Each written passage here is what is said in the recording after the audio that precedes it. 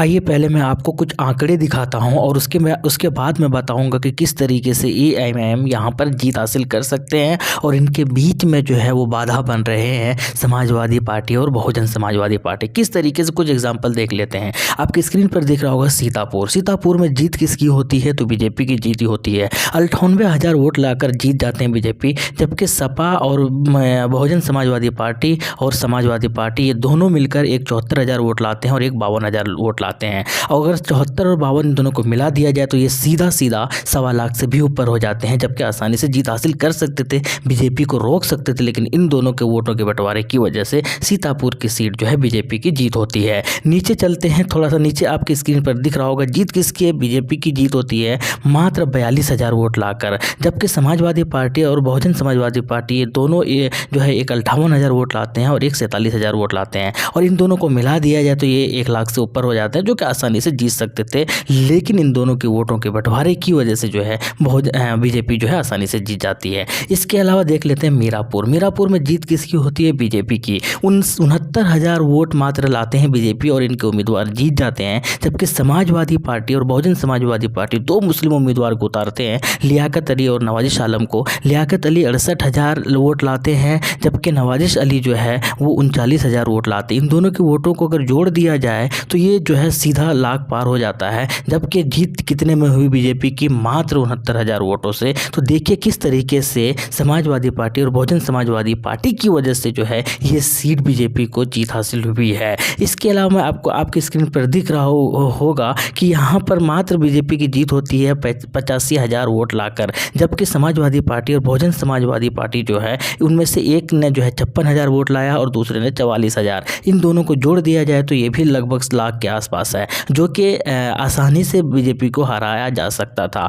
इसके अलावा अगर मैं आपको बता दूं खलीलाबाद के अंदर देखिए किस तरीके से बीजेपी की जीत होती है मात्र 72,000 वोट लाने के बाद। और जबकि बहुजन समाजवादी और समाजवादी पार्टी ये दोनों के वोट मिला दिया जाए, जो कि एक जो है यानी कि बीएसपी जो है 56,000 वोट लाते हैं और समाजवादी पार्टी जो 28,000 वोट लाते हैं, इन दोनों को मिला दिया जाए तो बीजेपी के आगे निकल जाते हैं। लेकिन इन दोनों ने वोटों का बंटवारा किया और जीत किसकी हुई, यानी कि 2 मुस्लिम उम्मीदवार मैदान के अंदर उतारा इन दोनों ने मुस्लिम वोटों का बंटवारा किया और जीत किसकी हुई, बीजेपी की हुई। इसके अलावा आप खुद देख सकते हैं यहाँ पर शोहरतगढ़ के अंदर जीत किसी और की होती है, जबकि बीएसपी और एसपी दोनों को मिला दिया जाए तो आसानी से जीत यहाँ पर इनके वोटर्स जीत सकते थे। लेकिन इन दोनों के वोटर्स की वजह से बंटने की वजह से वोटों का किसी और की जीत हो जाती है। इसी तरीके से देखिए यहाँ पर बीजेपी के मात्र 59,000 वोटों से जीत हो जाती है, जबकि बीएसपी और एसपी दोनों ने जो है एक ने 49,000 वोट लाया और एक ने 46,000 वोट लाया, और जिसकी वजह से जीत किसकी हो जाती है,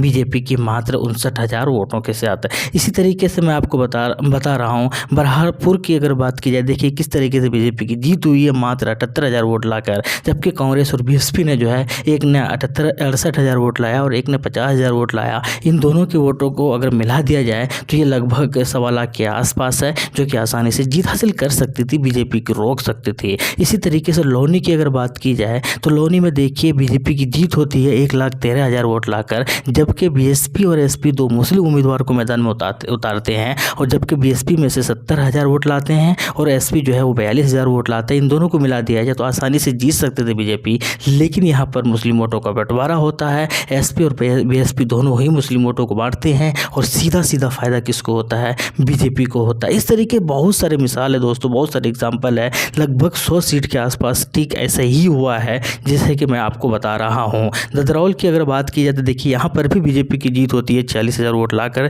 जबकि एसपी और बीएसपी दोनों मिलकर जो है 1 लाख से ऊपर जो है ये ले आते हैं, लेकिन इनके वोट बंटवारा होता है, एसपी 69,000 लाते हैं, बीएसपी 50,000 लाते हैं, और फायदा किसका होता है, तो यहाँ पर बीजेपी का हो जाता है। इसी तरीके से और भी बहुत सारे एग्जाम्पल्स मिलेंगे आपको जहाँ पर वोटों का बंटवारा सीधा जो है समाजवादी पार्टी और बहुजन समाजवादी पार्टी करते हैं, और फिर जीत किसकी होती है, तो बीजेपी की जीत होती है बहुत ही कम वोटों के साथ। लेकिन इस बार जो है बहुत कुछ बदलने वाला है दोस्तों, और अगर यहाँ पर एसपी और बीएसपी को मुस्लिम वोटर्स वोट ना करके अगर एएमआईएम को एक तरफा वोट करते हैं तो लगभग 70-80 सीट जो है एएमआईएम के हिस्से में जाती हुई दिख रही है, जो कि डेफिनेटली जाने के पूरी चांसेस है। लेकिन अगर यहाँ पर मुस्लिम वोट बढ़ता होता है, समाजवादी पार्टी और बहुजन समाजवादी पार्टी मैदान में आते हैं तो फिर एएमएम को नुकसान हो सकता है और फिर बीजेपी यहाँ से जीत सकती है। शर्त यही है कि अगर सही माने में